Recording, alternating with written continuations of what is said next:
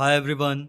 So we have a very new AI tool. This is not basically a new AI tool, but the model they released is comparatively new, which is Ideogram.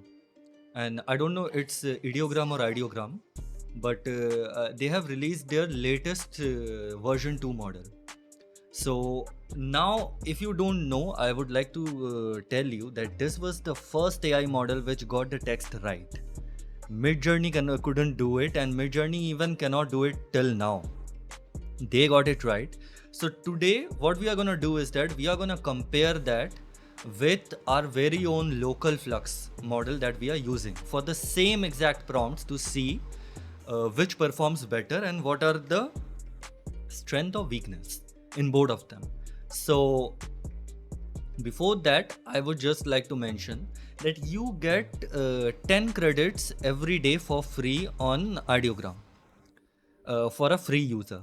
And this is interesting because if you are using an older model like the one version, here you can see. So Ideogram 1 uses 1 credit. But if you use the latest model, it uses 2 credits, and every prompt, like every time you hit generate, 4 images are created similar to Midjourney. So technically for the latest model you get 20 images every day for free, and there are some limitations like your all of your generations are public, which is similar to Midjourney's lower level plans as well. And let's see. So I have some prompts. I have actually 5 prompts, and I have pre-generated the images I'm going to show you, but they are not nitpicked. And there is just one image which I had to regenerate in Flux because I messed something up, and I'll tell you which one. So these are the 5 different types of prompts that I have created using this tool. And here you can see like they focus on different aspects. So one is for realistic photography, one would be reciprocating a painter's unique style, one would be for coherence and context, one would be for creativity, and one would be for product photography, right? So let's take the first one. This is extreme close up of an elderly woman's eye reflecting a bustling city street. Capture every wrinkle and eyelash. I wanted these prompts to be small, not very big, just to see how does the AI model approach. Remember one thing, there is something called magic prompt which is actually free. If you put this on, credits do not increase. It expands your whole prompt into something more descriptive, but we are not going to use that because I want to see how Flux and how Ideogram takes the same prompt that I'm providing. In Comfy, you can see all of the LoRa's and everything are off. The guidance is 3.5, max shift and base shift, and you can see it is the Euler simple steps is 22. Pretty basic, and here it was on randomize. I have fixed it for later on. But yeah, this is like the pretty basic thing. I am not using any kind of like prompt expander or anything, so I would not be using that on Ideogram as well. So let's start. I'll go to my generations. I have previously generated these, and you can see the first batch created 4 images. So just to be fair, we are gonna take the first image of every prompt because we have generated 1 image with Flux and 4 with Ideogram. So we'll take the first image, but I'll just show all the images to see and get a grasp of how this tool works. Now, pretty amazing image. But if you look closely, you see the textures and everything are pretty good, and even this is like the bustling street, and here the two people are not exactly reflection. It feels like that it has been copy pasted. Other than that, all of these things, the white aspects of reflection of direct light, like these look pretty realistic and I like it. But my biggest problem is the extreme close-up of an elderly woman's eye reflecting a bustling city street. So this was the reflection of an eye, and due to some reason, you'll see that all of these images, most of them have glasses. Now this has messed up because it feels like it is being masked. This for me was the most realistic, but if you think about it, just this part looks realistic, but try to combine it with the reflection. So her face should be somewhere here, right? This is not, this feels like this is a sunglass, and then someone would not be as close to this particular glass in front of her. So the perspective is messed up, although it looks realistic. This, even this, you see that we can say this is some kind of a refraction, that is there is a slight like discontinuation here, right?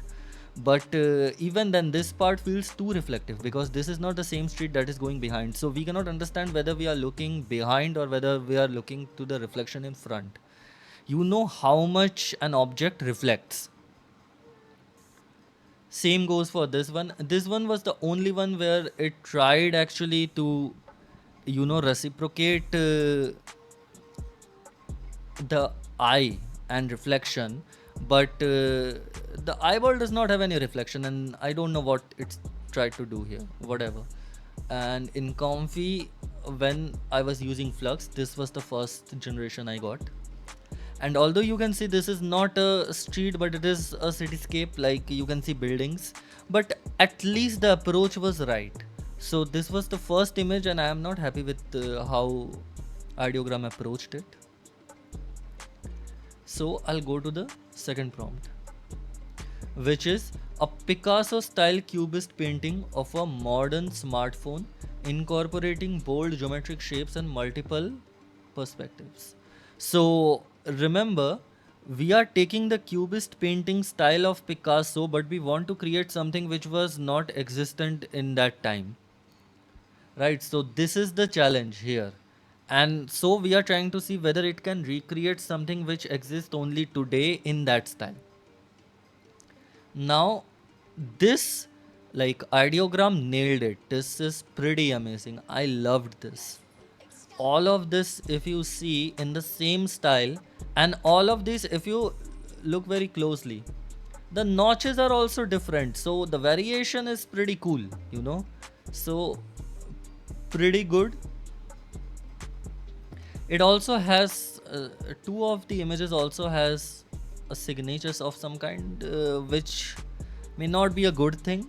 I'm pretty sure the images they trained on, I don't know whether they were licensed or not, but I feel like they were all of them were not licensed, because if it can get the Picasso style cubist painting, I don't know if they have trained on modern artists and all of them have given their permission or not.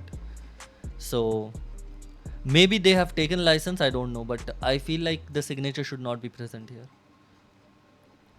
But when it came to Flux, it messed up, because even if you zoom in and you can see this is actually painting, like it feels like painting, but still it is not the style we were looking for. The only thing is the screen. Like this image is actually the cubist style painting, Picasso style, but everything else is just the normal painting, but it is not that. So this like takes the point, no doubt about it. Now, and yeah, this one I had to generate twice, because I messed up in the prompt. I put a photograph style and I thought that it was generating the hand, because I put some kind of like photograph style input in that particular text box, but it was not. I generated it twice. Other than that, every image you see is the first generation, random first generation. The third one is for coherence and context. So, a steampunk inspired bicycle with functional gears, piston, and steam valves ridden by a Victorian gentleman. Now, this is something where ideogram excels. You can see the pistons, you can see the steampunk inspired bicycle, you can see the gears, steam valve. I think this is the steam valve ridden by a Victorian gentleman. And if you didn't see it here, uh, just with the eyes, but if you ignore the eyes, I'm pretty sure for this image also, you cannot say whether this is like a real photography or some kind of AI generated images. Amazing. You can see even these details here, like I really loved this, you know. but then I generated in Flux, and the Flux is in no way bad. Like, it gets the prompt right, it gets the fingers right, and I actually like it in terms of the composition as well. But if you compare this with this, I'm pretty sure you would see that like there is a difference. So it automatically takes a style, but even the general ones are way more photorealistic. These two are the realistic style, these two are general. Even the general ones are way actual photograph looking than what Flux generated. And I'm pretty sure that we can change this with LoRa's as well, but I'm just talking about the base model. But still, this is a pretty good image. Like, stable diffusion was never able to achieve this much with normal prompts if you are not using control net or anything. The fourth is a bioluminescent deep sea creature, combining features of an octopus, jellyfish, and anglerfish hunting prey. So I'll go back, and this again you see like it actually excels in the photography part. So you see these, you can see the translucency of the jellyfish here, no? And it pretty much looks like octopus as well. So these are pretty good looking. This is what was generated by Flux. Now this is cool, but again, like this doesn't look like exactly a photograph, but more about a wallpaper. But again, like we can use LoRa's for this, but this is not a bad generation. It got the context right, because this looks like a jellyfish, but somehow it also has a vibe of octopus as well. Not exactly 8 legs. One thing, let me see whether it got the legs right. 1, 2, 3, 4. It actually has 8. Uh, I cannot understand whether this is another tentacle of it. These are not legs, these are tentacles, I know, but still. Like, again, like this looks pretty good. And this is cool too. Now, the last one is sleek electric car on mirrored surface with dynamic light trails. Studio lighting emphasizes on aerodynamic design. So this is for product photography, and this is something which is a very common use case, so I thought this must be there. And this is where I was like really impressed. You see all of these images, right? Just look at this, like mirrored surface, so it is mirrored, like the reflection looks so real. I love all of these generations, like this is amazing. Now for the same prompt, this is what we got, and this is not bad. But again, first of all, you remember the floor has to be mirrored. This is not exactly mirrored, this is shiny, this is reflective, but not mirrored. We have the light trails, but somehow I feel like these light trails look way better. Also, the studio lighting is present, but when you see the lights interacting with the surface of a car, and here you can see like a normal glow, this doesn't feel more like just studio lighting. This feels like it has been edited, but not exactly studio lights. And obviously it has aerodynamic design.